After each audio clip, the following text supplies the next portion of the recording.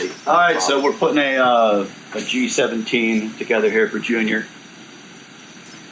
He needs just about every advantage he can get when he's shooting against me, because wait for that backyard footage to come out. We'll see about that, bro. Of course, it already has the Johnny Glock trigger in it. And we get a lot of questions about what we use on our equipment. So either the Surefire. This is kind of like a gun belt, like a go to war kind of setup, in the safari land. So we'll use for this we'll use the Surefire 300. We like those. If it was a carry gun, we'd probably go with TRL. And then for optics, we're big. We like the Hollow Sun stuff and the closed emitter. And of course, you got to get the chip plate. We like this company, chip plate. And then I'm a fan of the single coil spring. So we use the single coil spring. We love the fit and finish of this. This is the same company. So this is NDZ Performance. They're out of Connecticut. I really like their stuff. They got great customer care too, great customer service.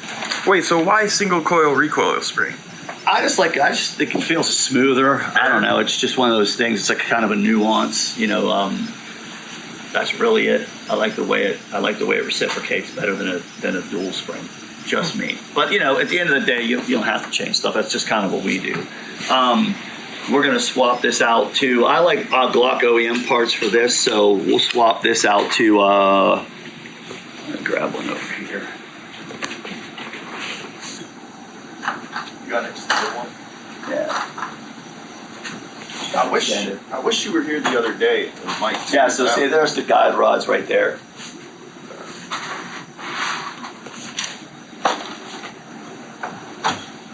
This would definitely be long format.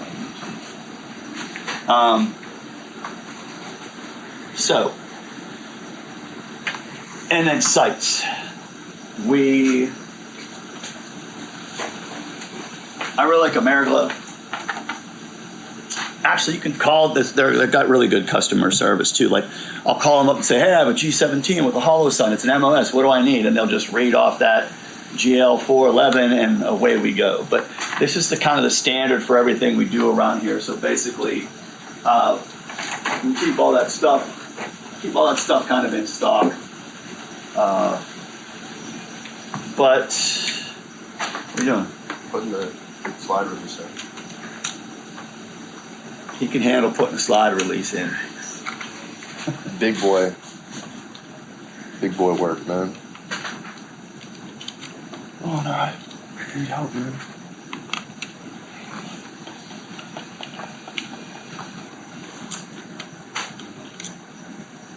And you see right there how he did that? He kind of used that as a slave pen. You see what I'm saying? That's a very easy way to, if you're ever having problems, you stuck that in backwards to use it as a slave pen to kind of get that through. All right, so another thing, these TruGlo sight tools I like a lot because they have a step down inside of them. Whereas some other ones, that's actually a piece of cork that's gotten dirty. We kind of put a piece of cork in there. Otherwise, that goes all the way down to that line of demarcation. So, when you're trying to load up, because this is kind of how it has to happen. When you're trying to load your, that's a long one. When you're trying to load that in there, you can see if it's sitting all the way down there, you don't have any threads sticking out. So that was just kind of a bad design. So TruGlo stuff, I found these that they work really, really well. And so this is your gun. I'll have you do it. You know what? Actually, I'll show them. So we Loctite this stuff with blue Loctite. We don't want it to be, unable to get off. Sometimes when you use red, it's hard to get off. You also have to remember with these finer thread counts, you got to really pay attention to your screws, because even if you use rock set, it has the ability to really start to walk. So that you know, Loctite actually recommends you go get some of the purple. Purple or The low impact. I mean, the low.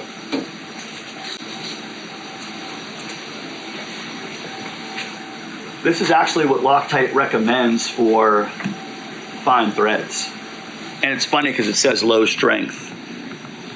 But we've found out that it does do a really good job of holding better than the blue or the red for the small threads. So if you get on here and you can't get it open by hand, which usually it's very hard because of the way we do it, we take these and then we just kind of ramp in right there and then see, it's still having a hard time to break. And that's really what you want. You do not want this stuff moving. So,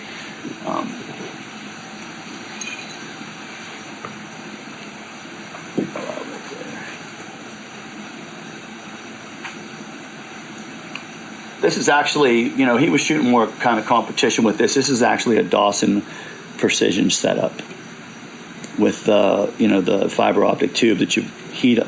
I don't know how many of you guys have done that. You snap the one end and heat the other end, and hopefully it mushrooms correctly. But if you're anal, you're like, dang it, you gotta snap it again, heat it up a little bit to get that perfect dot. So we'll set that aside. I am a big fan of the Maryland Gunworks. I must have had this thing for 15 years. You know, they just don't quit.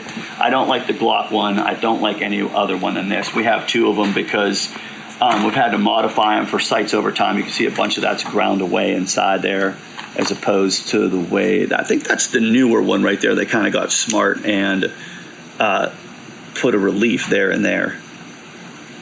But this is an older one. We had to just grind it away in order to accommodate for certain things we were doing at some point in time. I can't even remember what it was that we used that for. But, you know, and you also have, like, this is going to be for the 43. So you have different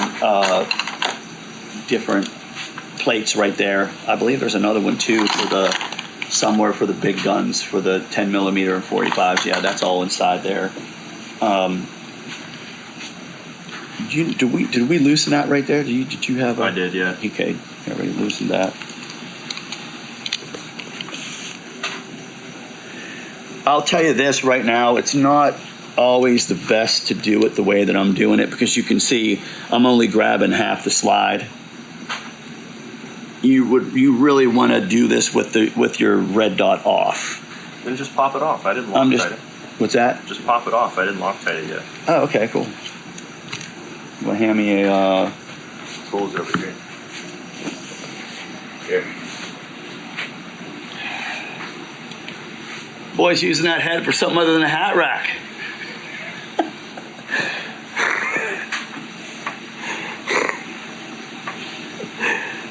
Dads, if you're not riding your kids, man, come on. There you go.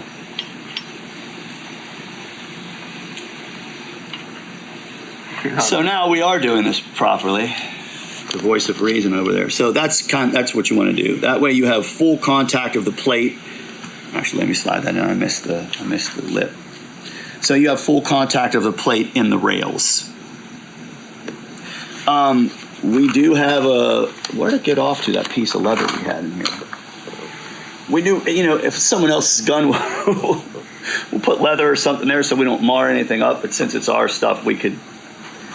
We're not big aesthetics here. You know, we're big on performance and you know the fact that it's utilitarian tool, not the fact that it looks pretty. I mean, pretty is an aspect of it too. Like with our we're really psyched about the new Vex shoe, and we have a video coming out about that because it's just night and day to the fit and finish. This new company and the design changes that we made. It's like a piece of art now. You know, it's pretty cool. So I'm gonna push that the whole way off. This way you can slide down, pass through. That makes it easier too. Otherwise, I would have had to take the whole thing off. So, you know, you just loosen up and slide down. And then we're going to install and honestly, I used to put a little bit of grease in here.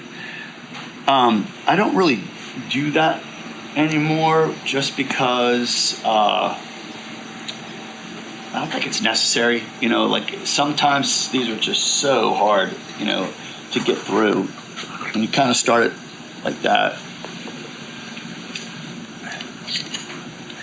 And I just think it's crazy. You know, you go into a gun shop and, you know, you get charged $25 for someone to do this. You know, if you have it's highway robbery. If you have a decent amount of guns, you know, it's worth it. I think these are like $110, and they have them on Amazon, so it's not like a huge expense.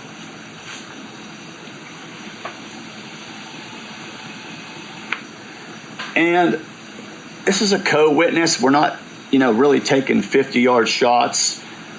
If it's like a competition, you know, it's a school of thought. You know what I mean? Like you have I forget the notch right there in the blade of this. I forget the blade and the notch sizes. You can look that up on Ameriglo.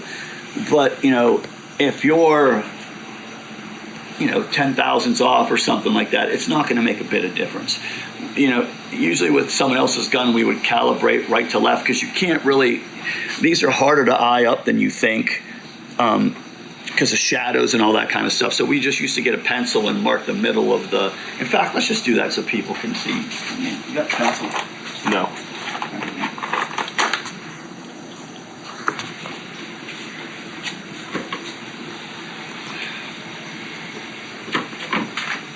Cutting corners on my gun so that you look like a better shooter. Yeah. And sometimes I do it in millimeters because I usually add the math up in inches. Then yeah. So, dang it, I pulled on.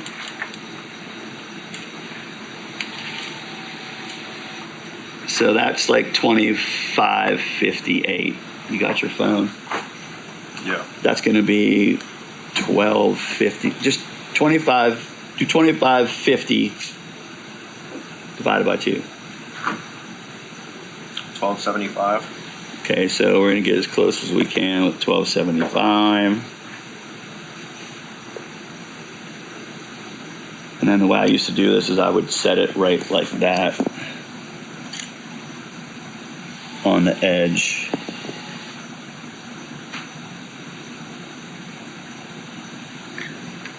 And that would give me a middle distance, which is weird because it looks off.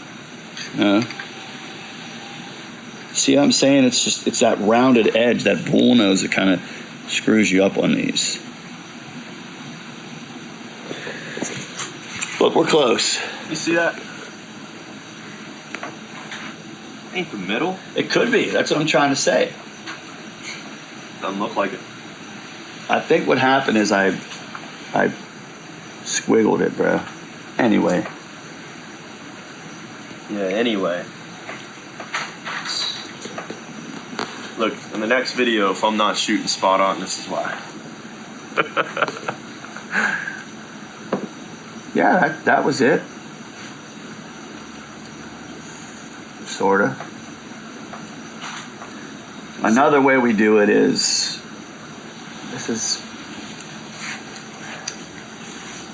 any of you guys do it any other way and you want to leave it in the comment section, then go ahead. But another way, it's so hard to get those down there. You can kind of eye up this versus that. Your two spaces right there on this side and this side. You know, but sometimes you're really, what do you think? Look at those two sides. That's got a little bit more. Ever so slightly, yeah. Like so, it's ever so slightly, but we're going to, so he doesn't have any excuses. Oh man, that's almost, yeah, ever so slightly, like.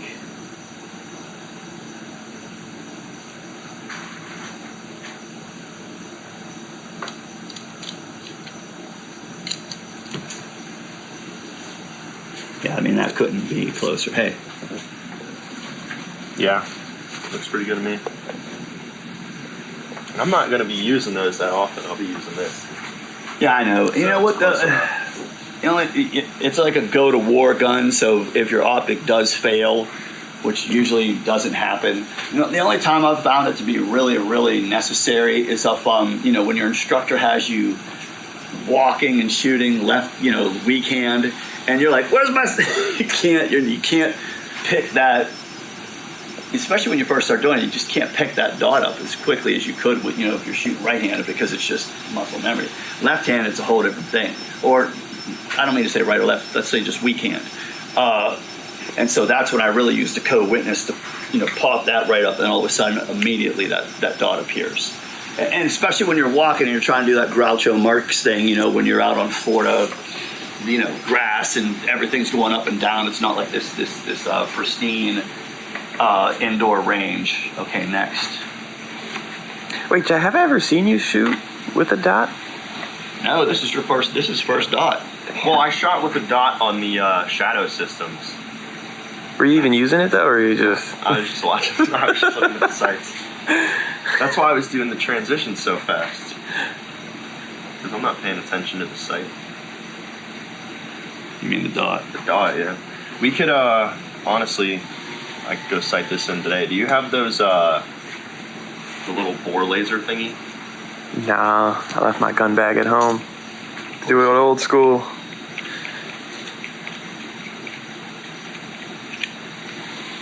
All right, same thing here. You don't want to over torque these.